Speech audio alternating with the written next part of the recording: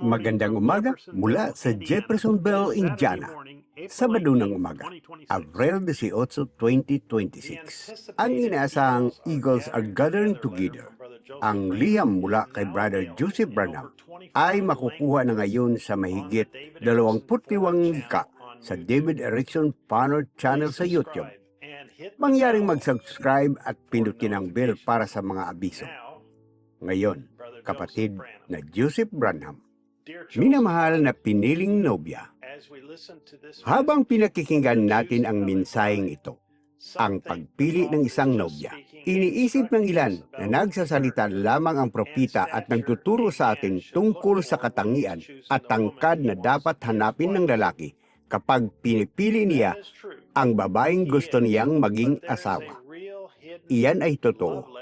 Siya nga. Ngunit mayroong isang tunay na nakatagong sulat ng pag-ibig sa kanyang mga salita. Mas malalim ang inihayag niya sa kanyang nobya. Ang Diyos ay direktang nakikipag-usap sa kanya. Sinasabi sa kanya kung ano ang hinahanap niya sa kanya at kung bakit siya pinili niya mula pa sa simula. Gusto niyang malaman na pinili niya na siya upang maging kanyang kaibig-ibig na kasintahang nobya na nais niyang ibahagi ang kanyang kawalang hanggan. Sa simula, naghahanap ang Diyos ng isang nobya na magkakaroon ng kanyang katangian. Ang kanyang espiritu rin ay mahayag sa kanya. Nais niyang ng isang nobya na lubos na nakalaan sa kanya at ang kanyang ipinangakong salita hanggang sa ang mismong isip na sa kanya ay mapasa sa kanya at dapat siyang mahubog na katulad niya.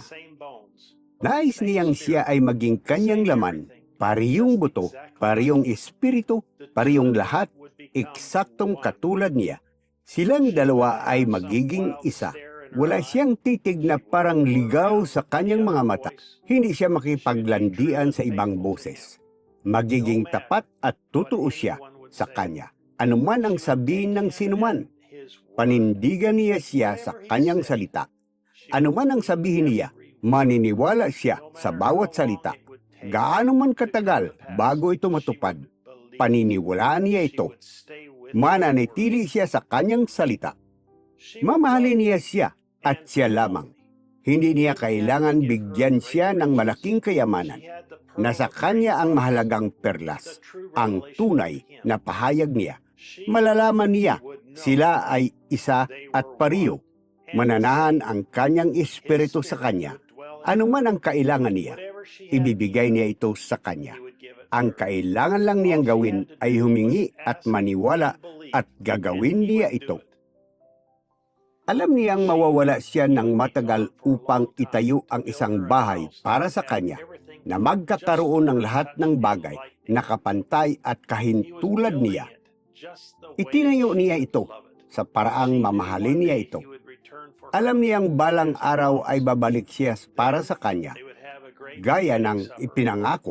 Pagkatapos ay magkakaroon sila ng isang dakilang hapunan sa kasal sa loob ng 1,000 taon. Pagkatapos magkasama silang pupunta sa magandang tahanan, itinayo niya para sa kanya upang gugulin ang walang hanggan. Wala nang iba pang mahalaga sa kanya.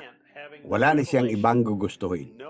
Siya ay magiging lubos na nasisiyahan at kuntinto na matanggap ang pahayag na alam kung sino siya at kung sino siya. Malalaman niyang tutuparin niya ang kanyang salita. Siya ay matutupad. Nakaalam na siya ang kanyang pinili upang maging kanyang nobya. Mga kapatid ko, ang makapangyarihang Diyos ng langit at lupa ay tumingin sa buong walang hanggan at pinili ka. Ikaw ay kanyang piniling kasintahang nobya.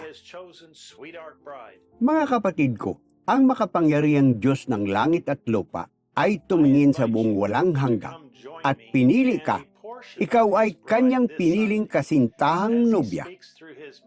Inaanyayahan ko kayong sumama sa akin at sa isang bahagi ng kanyang nobya ngayong linggo habang siya ay nagsasalita sa pamagitan ng kanyang makapangyarihang anghel at sinasabi sa atin na tayo ang kanyang piniling nobya, kapatid na Joseph Branham.